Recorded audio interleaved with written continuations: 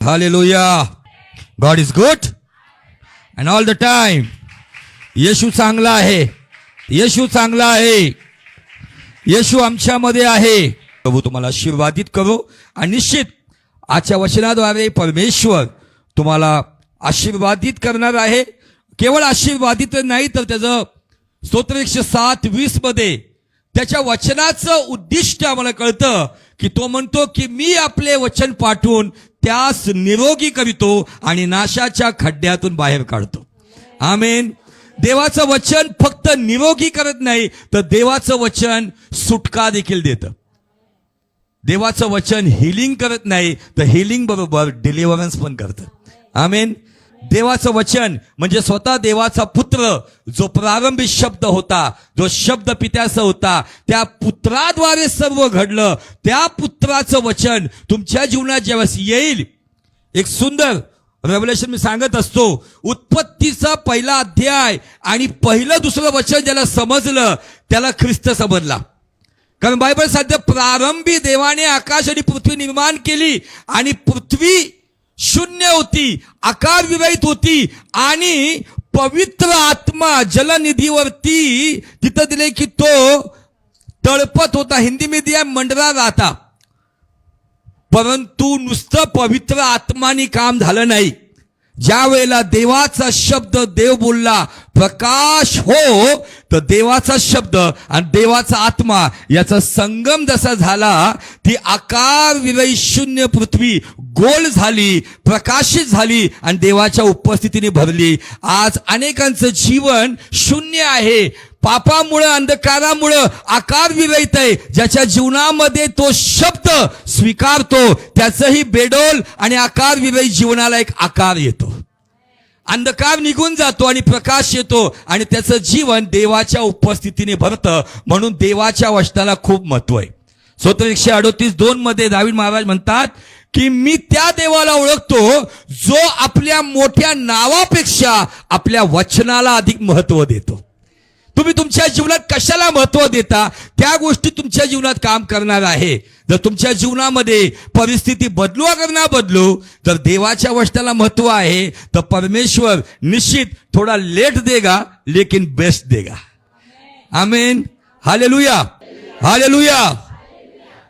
Bible या ठिकाणी सांगतं, प्रभू येशू ख्रिस्त म्हणतो चोर आला आहे नंबर 1 चोरी करायला, नंबर 2 घात करायला आणि नंबर 3 नाश करायला. चोराचे म्हणजे दुष्टाचे 3 उद्दिष्ट आहेत.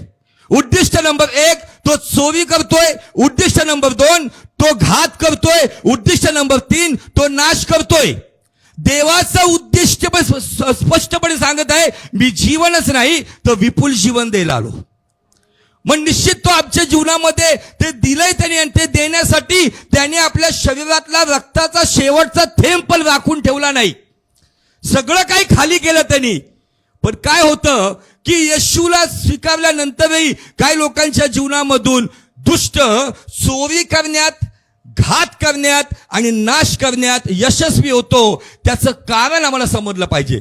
आज जगामध्ये अनेक बुद्धिजीवी लोक फिरत आहेत आणि आपल्या मनाला येईल ते प्रकाशन लोकांना देऊन लोकांना फक्त भौतिक, शारीरिक आणि कौटुंबिक या 3 गोष्टीमध्ये अडकून ठेवले. म्हणजे रोटी, कपडा, मकान.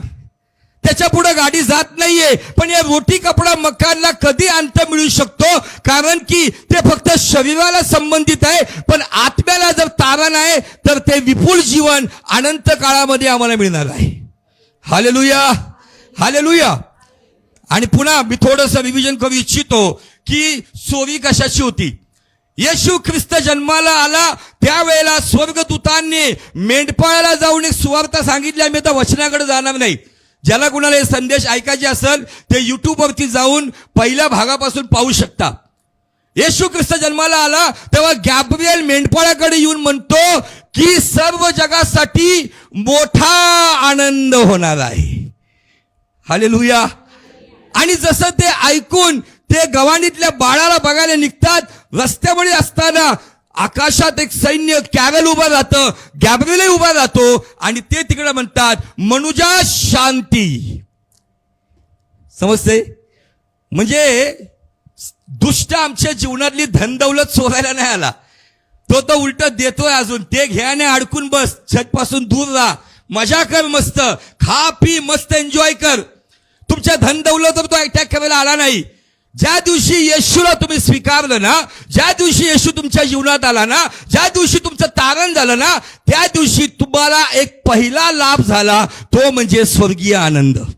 दुसरा लाभ झाला तो म्हणजे स्वर्गीय शांती. आणि तिसरा लाभ म्हणजे देवापासून मिळणारी पुनरुत्थानाची जिवंत आशा.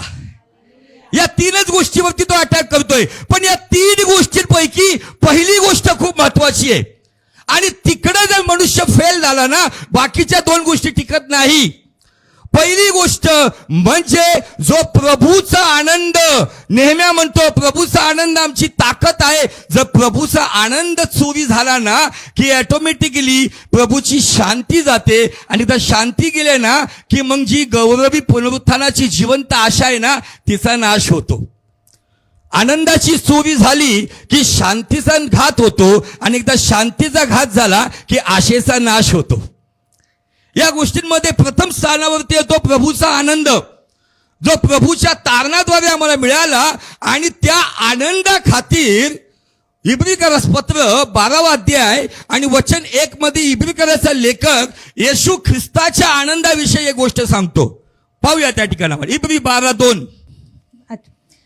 आपण आपल्या विश्वासाचा उत्पादक, आपण आपल्या विश्वासाचा उत्पादक व पूर्ण करणारा येशू. आमचा देव अपूर्ण कुठलंच करत नाही. जे काय करतो ते पूर्णच करतो. पूर्ण करणारा येशू ह्याचकडे पाहत असावे, याचकडे पाहत असावे. जो आनंद त्याच्या पुढे होता, जो आनंद म्हणजे येशूकडे पण एक आनंद होता. आणि तो आनंद जो त्याच्या पुढे होता, त्याकरिता त्या आनंदाकरिता त्याने लज्जा तुच्छ मानून, त्याने लज्जा तुच्छ मानली. त्याच्यावरती निरनिराळे दोष ठेवण्यात आले, त्याची थट्टा करण्यात आली, त्याचे कपडे काढण्यात आले, त्याची दाढी उपटण्यात आली, त्याला रक्तबंबाळ करण्यात आलं, त्याच्यावरती निरनिराळे दोष करण्यात आले, त्याला निरनिराळे आव्हानं देण्यात आले. त्याने लज्जा तुच्छ मानली, वधस्तंभ सहन केला, आणि वधस्तंभ सहन केला. आणि तो देवाच्या राजासनाच्या उजवीकडे बसला आहे. आमेन. आता या वचनामध्ये ख्रिस्ताकडे कोणता आनंद होता? ख्रिस्ताकडे तो आनंद होता कारण त्याला माहिती होतं, माझं जे पूर्ण बलिदान झाल्यानंतर ज्या नरकाच्या राज्यामध्ये मानवजात जात आहे, ती मानवजात माझ्याद्वारे देवाच्या राज्यात येणार आहे. म्हणून तो आनंद त्याच्या पुढे असताना त्यांनी लज्जा तुच्छ मानली आणि ते बलिदान त्यांनी दिलं. आणि त्या बलिदानाच्या द्वारे या जगातला कुठल्याही जाती धर्माचा व्यक्ती असो, जो येशूकडे येतो, तो येशूला स्वीकारल्यावर त्याच्या जीवनात येशूचा आनंद येतो. Hallelujah, praise the Lord. संत पौल देखील या आनंदाविषयी, शांतीविषयी, आशेविषयी पवित्र आत्म्याचं उद्दिष्ट प्रकट करतो. रोम 15:13. आता आशेचा देव विश्वास ठेवण्यामुळे तुम्हाला संपूर्ण आनंदाने, आता आशेचा देव विश्वास ठेवल्यामुळे तुम्हाला संपूर्ण, अर्धवट नाही, संपूर्ण आनंदाने. काय आला पहिला शब्द? आम्ही विश्वास ठेवला, येशूकडे आलो, सुवार्ता होती, मेंढपाळांना गॅब्रिएलद्वारे मोठा आनंद, आकाशामध्ये उभे राहिले, मनुजाला शांती, म्हणून सुरुवात होती की संपूर्ण आनंद, आनंदाने व शांतीने भरो. कशाने भरो? आज लोकांना समजतच नाही येशूकडे काय यायचंय. लोकांना चुकीच्या पद्धतीने आज येशू सांगण्यात येत आहे. लोकांसमोर बाबा येशू ठेवण्यात येतोय. मसीह में आओ, ये मिलेगा वो मिलेगा, हे होईल ते होईल. पण लोकांना सांगा, तुमच्या जीवनामध्ये जगाचा आनंद आहे जो क्षणिक आहे, पण ख्रिस्ताकडे या, तुम्हाला स्वर्गीय आनंद मिळेल. त्या आनंदासमोर कुठले दुःख टिकणार नाही. Hallelujah, praise the lord. येशूची ज्या पद्धतीने सुवार्ता सांगली पाहिजे ती सांगितली जात नाहीये. लोकांना येशू भौतिक गोष्टीवर सांगितला जात आहे, परंतु पवित्र आत्म्याचा उद्देश संत पौल म्हणत आहे की आता आशेचा देव येशूवर विश्वास ठेवण्याच्या द्वारे तुम्हाला संपूर्ण आनंद व शांतीने भरो. अशा करिता की तुम्हाला पवित्र आत्म्याच्या सामर्थ्याने विपुल आशा प्राप्त व्हावी. विपुल आशा प्राप्त व्हावी.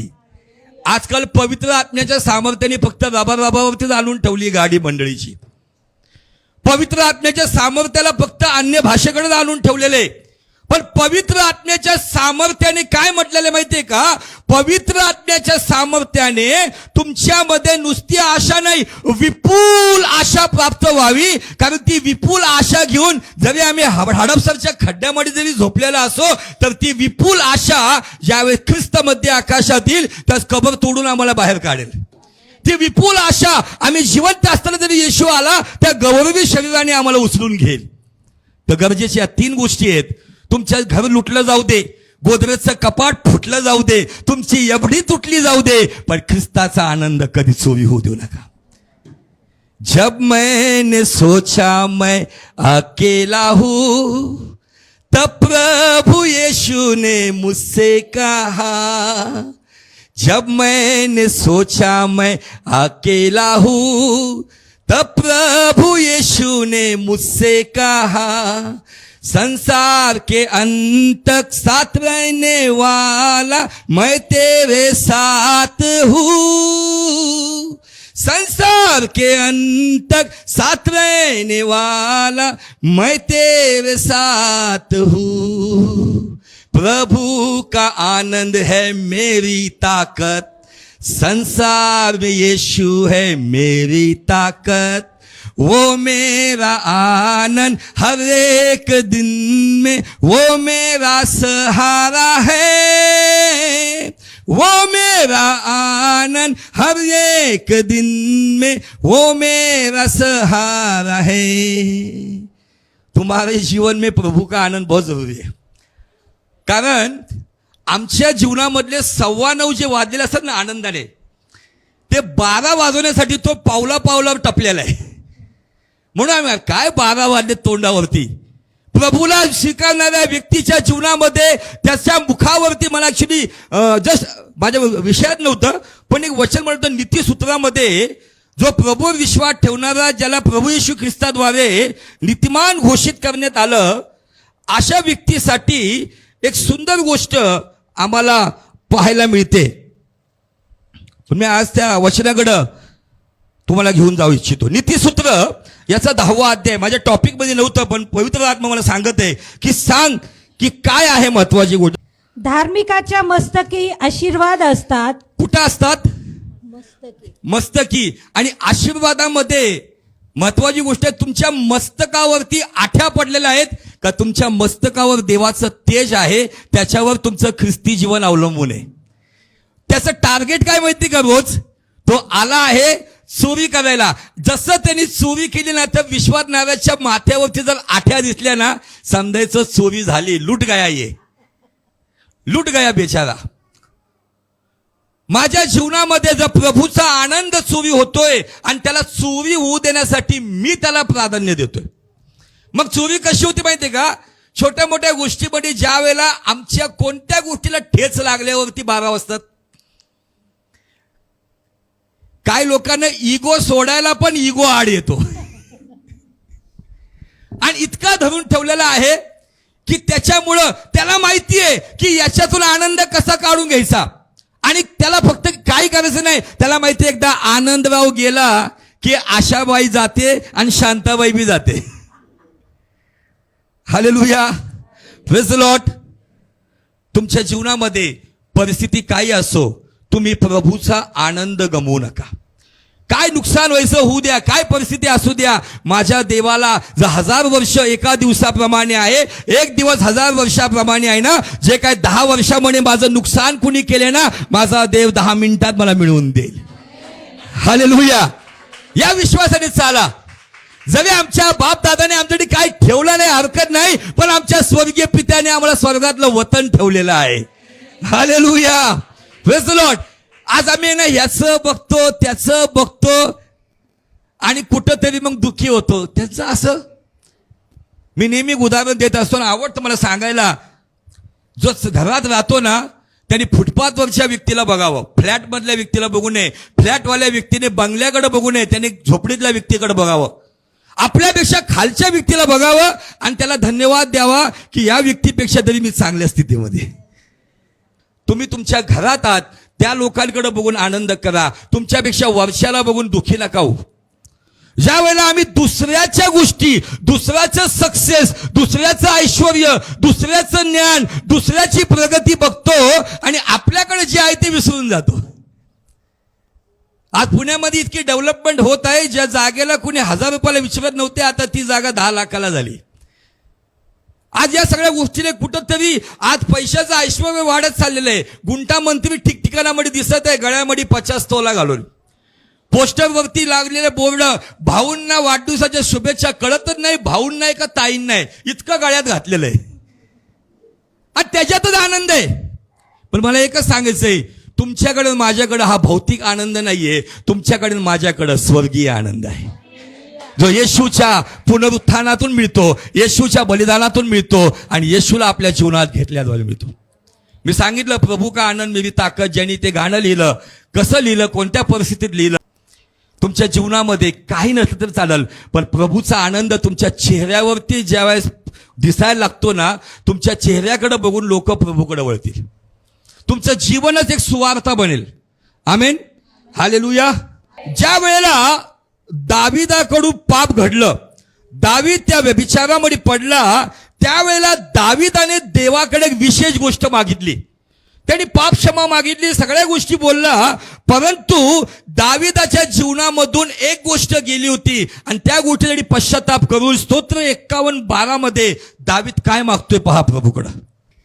तू केलेल्या उद्धाराचा आनंद मला पुन्हा होऊ दे. तू केलेल्या काय म्हणतो, उद्धाराचा म्हणजे आनंद तारणाचा आनंद मला पुन्हा होऊ दे. पुन्हा होऊ दे. याचा अर्थ काय, तो आनंद माझ्या चुकीमुळं, माझ्या निर्णयामुळं, माझ्या पापामुळं, माझ्या कुसंगतीमुळं, माझ्या अविचारामुळं तो आनंद जो माझ्या मनात होता ना, तो आनंद गेला.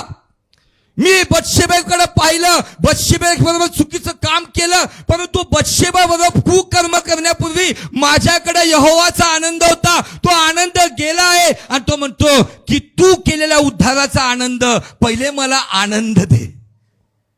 Hallelujah, praise the lord. इतका मोठा राजा, तो काही मागू शकतो ना, पण त्याच्या जीवनातून त्याला समजलं. म्हणून काम करण्याच्या 2 पद्धती आहेत, एक नुसतंच करणं आणि एक आनंदाने करणं. इज्जत देण्याची पण पद्धत आहे, नुसतीच आपली फॉर्मॅलिटी, प्रेज द लॉर्ड, पण आनंदाने जस्ट डोळे बिळे मोठे करून स्माईल करून जरा प्रेज द लॉर्ड. काही लोक एवढीच हात देतात कधी कधी, कळतच नाही मला काय. मग असं सगळं south Indian, north Indian praise the Lord करा ना, प्रेज द लॉर्ड, जय मसीह की, ते चालेल, पण थोडं चेहऱ्यावरती आनंद दाखव. Hallelujah, praise the Lord. दावीद देवाच्या मंदिरी चर्चला येताना काय म्हणतो बघा, स्तोत्र 122:1. आपण परमेश्वराच्या घराकडे जाऊ. आपण परमेश्वराच्या घराकडे जाऊ असे ते मला म्हणाले. कुणीतरी राजा दावीदला म्हणाले, चला आज परमेश्वराच्या घरी भक्तीला जाऊ. तेव्हा मला आनंद झाला. नाही, मला कामाला जायचंय, माझ्या घरी पाहुणेच आलेत. मी तर सांगतो त्या लोकांना, मला हे कारण बिलकुल सांगू नका, पाहुणे आल्यामुळे मी चर्चला आलो नाही. मी तुम्हाला सांगेल की तुम्ही कायम नका येऊ, का थोडं वाईट नका वाटून घेऊ. पाहुण्यांना जो येशूपेक्षा अधिक महत्व देतो ना, तो येशू माझाही बाप आहे आणि तुमचाही बाप आहे. ते कारण देऊच नका, बोलूच नका. दावीद महाराज म्हणतो, ते मला म्हणाले आपण प्रभूच्या घरी जाऊ, मला काय झालं. जब किसी ने ये मुझसे कहा चलो प्रभु के घर को चले, मेरा मन आनंदित हुआ, मेरा मन झूमने लगा, मेरा मन आनंदित हुआ, मेरा मन झूमने लगा, मैं तो प्रभु के घर को चला, मैं तो प्रभु के घर. मला विचारायचंय, असं तुमच्यामध्ये काहीतरी येते का असं रोमॅन्टिक प्रभूसाठी? जर तुम्ही चर्चला घरातून निघताय, जर तुम्ही भक्तीला निघताय, जायचं जाऊ नये बाबा, पटकन 2 तासात बसून येऊ, बिलकुल जाऊ नका. असं झूम झूम कर, असं येण्यासारखं तुम्ही निघले पाहिजे. नाच नाच कर, मैं तो प्रभु के घर को चला, मैं तो यीशु से मिलने चला. स्तोत्र 122 मध्ये पहिल्यांदा हे गाणं दाविदाने गायले, मग आता कोणीतरी काढले का? माझ्या मनामध्ये तो भक्तीचा आनंद आहे का? मी फक्त जायचंय म्हणून चर्चला जातो. ज्या दिवशी ती तडप मेली, ज्या दिवशी तुम्हाला देवाच्या भक्तीला येण्यासाठी फक्त कारण द्यायला जमतात ना, त्या दिवशी समजायचं कुठंतरी तुमच्या जीवनामध्ये आता आनंद गेलाय, थोडे दिवस शांती आहे, आणि ती गेली की आशा तर तुम्ही सोडूनच टाकणार. ती तडप असली पाहिजे. कधीतरी कुठल्या तरी वारी मला सांगू दे, जेव्हा पण भक्तीचा वार येतो ना, कुणीतरी तुम्हाला बायको नवऱ्याला सांगते, नवरा बायकोला सांगतो, लेकर आई वडिलांना सांगतात, आई वडील लेकरांना सांगतात, इमिजिएट त्यांनी म्हटलं पाहिजे, मैं तो प्रभु के घर को चला, मैं तो प्रभु के घर को चला. ज्याला कंटाळा येतो ना प्रभू के घर जाणं, त्यांनी स्वर्गात जाण्याची अपेक्षा सोडून द्यावी. कारण तिकडं तेच करायचंय, तिकडे आराधनाच करायचंय, तिथं आपल्याला मोठे मोठे स्वर्गदूत संदेश देतील, तिथं देवाची सेवाच करायची. ज्यांना चर्चला जायचा कंटाळा आहे त्यांनी स्वर्गात जाण्यासाठी उत्सुक राहू नये. Hallelujah, praise the lord. यिर्मया त्याच्या जीवनामध्ये प्रभूचा आनंद त्याला कसा मिळतो ना, त्या आनंदाविषयी सांगतो. यिर्मया 15:16. मला तुझी वचने प्राप्त झाली, मला तुझी वचने वचने, एक वचन का अनेक वचन? तुम्हाला वचन किती दिवस झालं प्राप्त झालेत? काय आज प्राप्त झाले का? आमचं बायबल संडेलाच उघडतं, कसं प्राप्त होईल? यिर्मया म्हणतो, मला तुझी वचने प्राप्त झाली, ती मी स्वीकारली, ती मी स्वीकारली. तुझी वचने माझा आनंद. काय काय काय?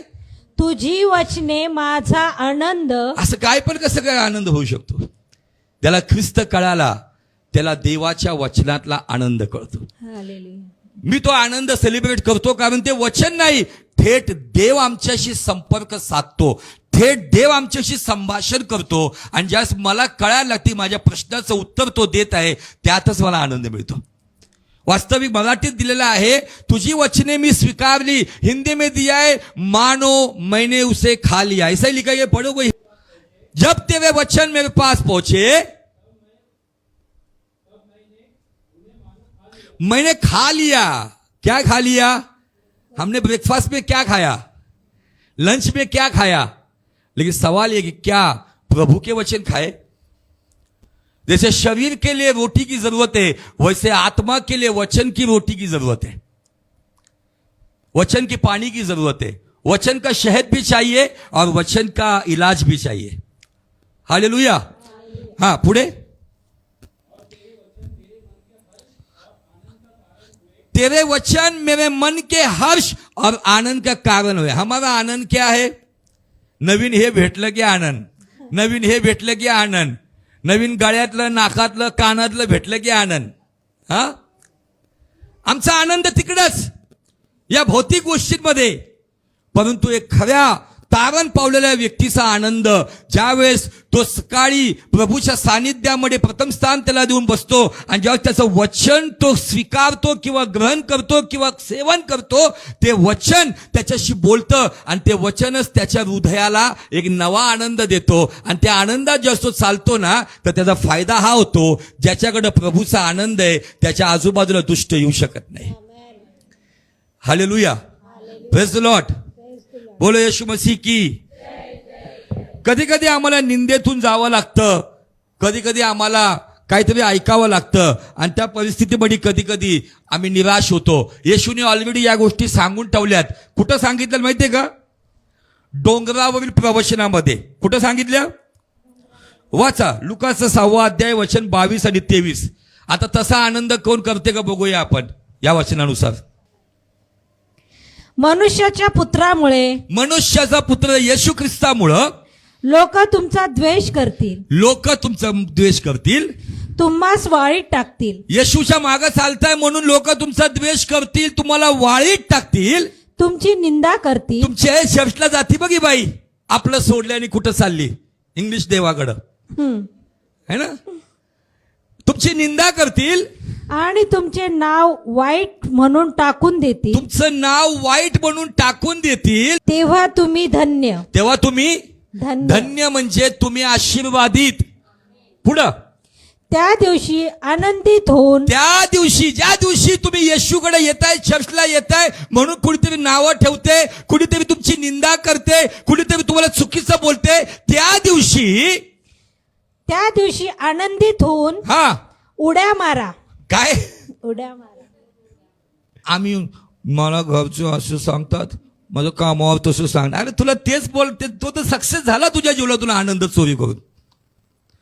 पास्टरला येऊन ही कंप्लेंट करू नका, हे सांगू नका गारानं, त्याच्यासमोर उड्या मारा. यस यस मी मसीहू, यस यस मी चर्चला जातो, यस यस मी येशूच्या मागे जातो, उड्या मारा. तो वेडा समजल, पण तो वेडा समजल, पण कालांतराने तुमच्याद्वारे त्याच्या जीवनात काम होईल. एक वेड्याला दुसरा वेडा भेटल. हालेलुया. हे कोण म्हटले? येशू ख्रिस्ताने डोंगरावरील प्रवचनात सांगितले, ज्या तुम्हाला या गोष्टीतून जावं लागल त्यावेळेला तुम्ही दुःख करू नका, आनंद करा. आणि काय म्हटले? उड्या मारा. मारताल का?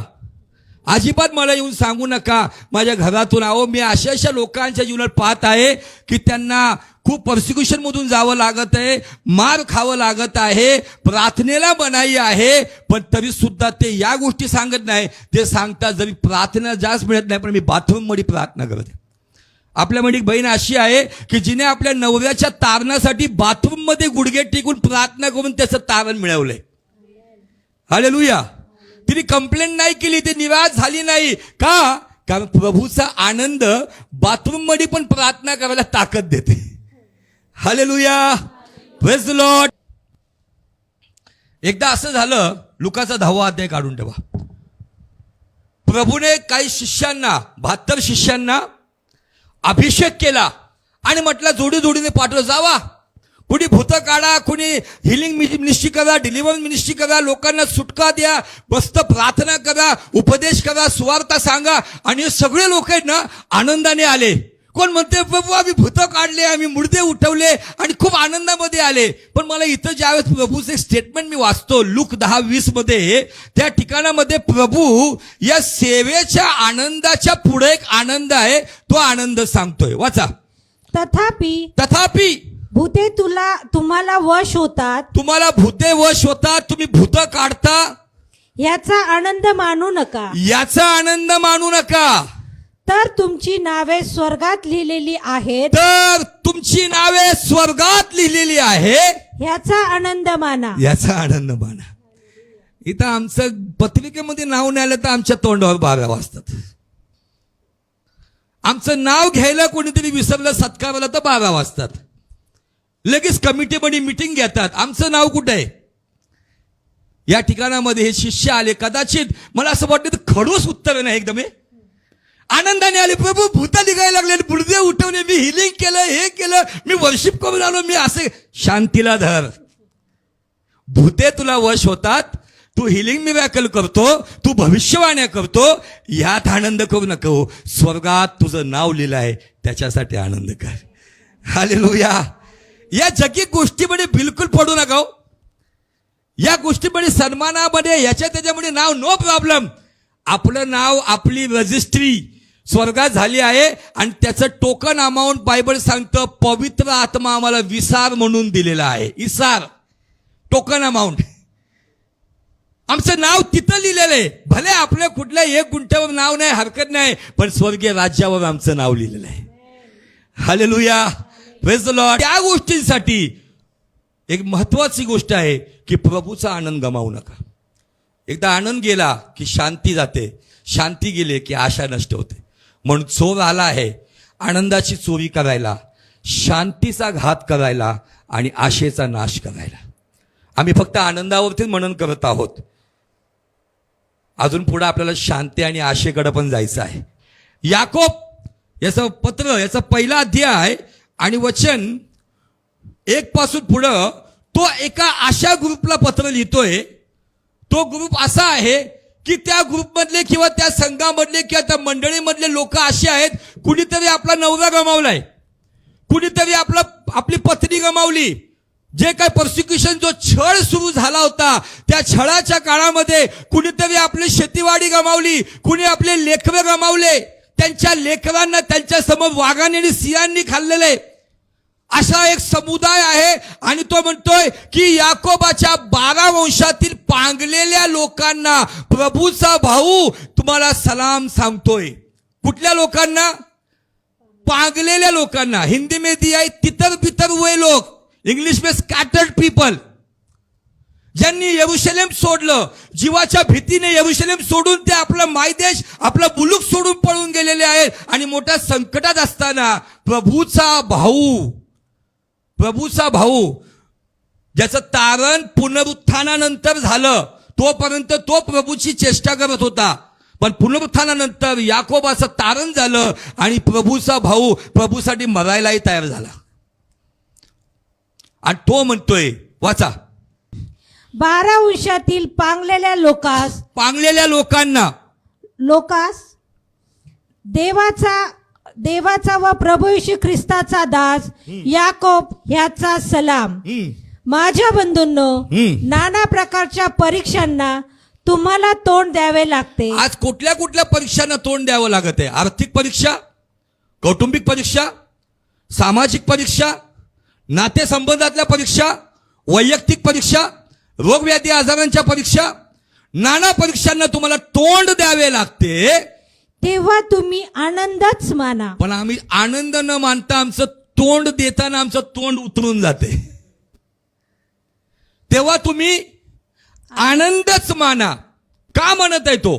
पुढे, तुम्हाला ठाऊक आहे की तुमच्या विश्वासाची पारख उतरल्याने धीर उत्पन्न होतो. जोपर्यंत त्या नाना प्रकारच्या परीक्षेला तुम्ही आनंदाने तोंड देत नाही, तोपर्यंत धीरचा जन्म होत नाही.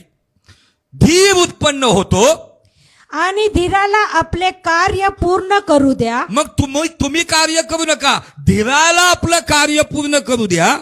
यासाठी की तुम्ही कशातही उणे न होता तुम्हाला अखंड परिपूर्णता प्राप्त व्हावी. आणि ही अखंड परिपूर्णता प्रभूचा आनंदच देऊ शकतो. म्हणून तो म्हणतोय नाना प्रकारच्या परीक्षा येणार नाही, प्रभू तुमको ब्लेस कर रहा, हे खोटं शिक्षण आपल्याला जमत नाही. आज पोटदुखी बरी झाली, उद्या डोकेदुखीची गॅरंटी नाही. शरीर आहे. आज लोकांना खोट्या गोष्टी बोलून कानाची खाज जिरावी, कानाला गोड गोड वाटावं आणि आपली गर्दी कायम राहावी आणि आपले पाकिट कायम चालू राहावेत म्हणून मंडळीची आज दिशाभूल केली जात आहे. परंतु सत्य तुम्हाला समजेल आणि सत्य तुम्हाला बंधनमुक्त करेल. आणि सत्य हे आहे, नाना प्रकारच्या परीक्षांना तुम्हाला तोंड द्यावेच लागेल जर तुम्ही येशूला स्वीकारले तर.